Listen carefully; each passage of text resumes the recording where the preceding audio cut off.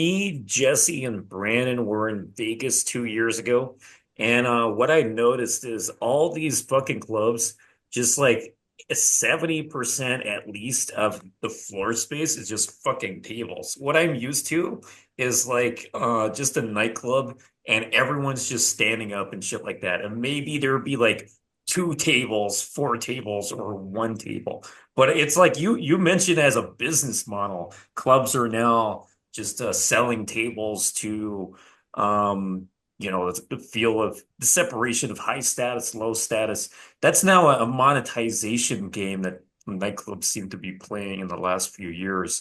What can you guys say about the table game kind of stuff? Because when I got to Vegas, I was like, what the fuck is going on? When everyone has a table, it makes no difference almost. It's I thought it Get was comps. almost completely pointless. Hmm.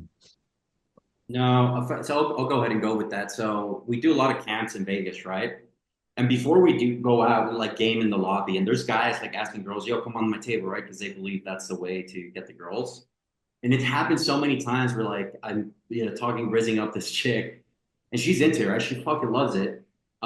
She's on the table, and she actually takes me because of her to the table, right? So I think you could socialize your way into the table with girls with a good game, and then at the end of the night, they're still gonna end up going home with you anyways, right? So I would think of tables as a avenue because Brandon and I have gone tables before. Like we love to party, right? That's why I love clubs, right? It's not to get chicks. I just love like partying, really. So you should look at it as a tool, but not like the end all be all to get girls. You get what I'm saying? It's cool to have a table. It's nice, but just learn how to maneuver around that, and you have to know how to maneuver around that, right? It's just life if you can't afford a table. But other than that, I think it's a good tool to use if you can use it. Yeah, I think that's part of it. Is honestly, I just don't love like the whole party thing. Anyways, like to me, genuinely, it's much more fun to be at like a wine bar or cocktail lounge or do like a photo shoot or shit, dude. I'll do like board game nights. Those are fun. So I think it kind of just comes down to guys being honest with what they actually enjoy. Because if you're forcing yourself, like if you love to party, go fucking party. Go do your thing. Don't try to pull off my game.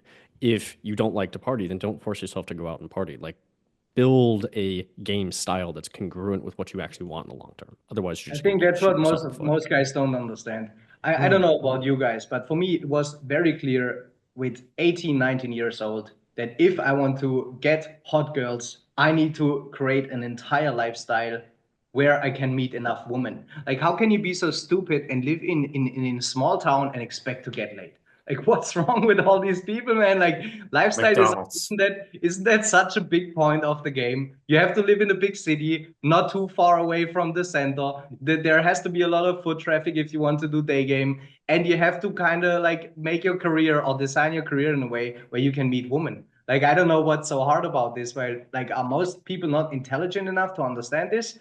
But like the lifestyle, it plays such a big role in dating, don't you guys think? The entire Yeah. lifestyle, how you go about it, because dating takes so much time if you're doing it right. And if you want to date attractive women, then 10 times more. If you No, want you to have to have a good setup. You have to yeah, have good logistics. Like you have to 100%. ask yourself genuinely, how much is this worth to me? Yeah. Yeah. Yeah. Hmm.